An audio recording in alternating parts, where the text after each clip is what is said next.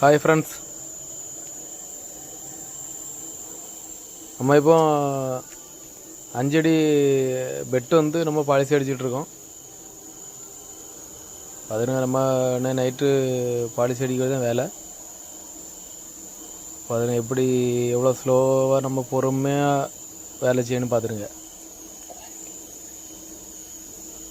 எவ்வளோக்கு நம்ம ஸ்லோவாக கண்ணு பிடிக்குமோ அந்த அளவுக்கு இந்த கிளாரிட்டியும் அந்த அளவுக்கு அழகாக வரும்.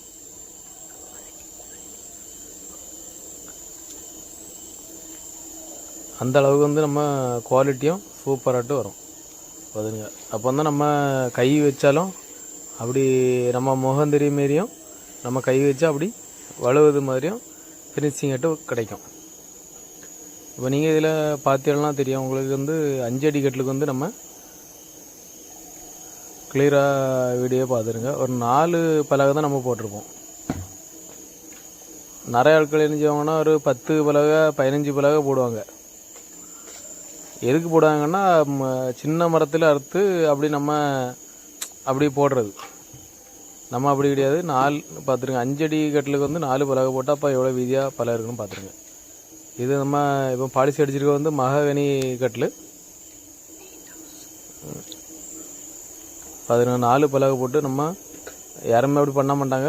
குறைஞ்சது ஒரு 15 பலகையாவது போட்டு தான் கண்டிப்பாக கட்டில் அடிப்பாங்க. அப்படி இல்லைன்னா கேப்பு போட்டு அடிச்சிடுவாங்க. எதுக்குன்னா அது வந்து கேப் போடும் அப்படின்னு சொல்லிட்டு. நல்ல காய வச்சா அது ஒரு காலமே அது கேப் போடாது. நல்ல காய வைக்க தான் நமக்கு மரத்தை அறுத்து காய வைக்க தான் முக்கியம். பார்த்துனுங்க எவ்வளோ பொறுமையாக நம்ம பண்ணணும். அவ்வளோ பொறுமையாக நம்ம பாலிசி அடித்து தான் எவ்வளோ டைம் ஆகினாலும் அவ்வளோவுக்கு நம்ம பொறுமையாக நீட்டாக பாருங்கள். அதை பார்த்து எவ்வளவு பொறுமையாக நம்ம பார்த்துருக்கோன்ட்டு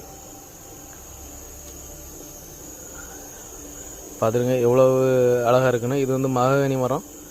மகாகனி மரம் இப்படி தான் இருக்கும். வேறு கலர் அடித்தாச்சுன்னா மகாகனி மரம் வந்து தெரியாது. நம்ம சேனலை சப்ஸ்கிரைப் பண்ணுங்கள்.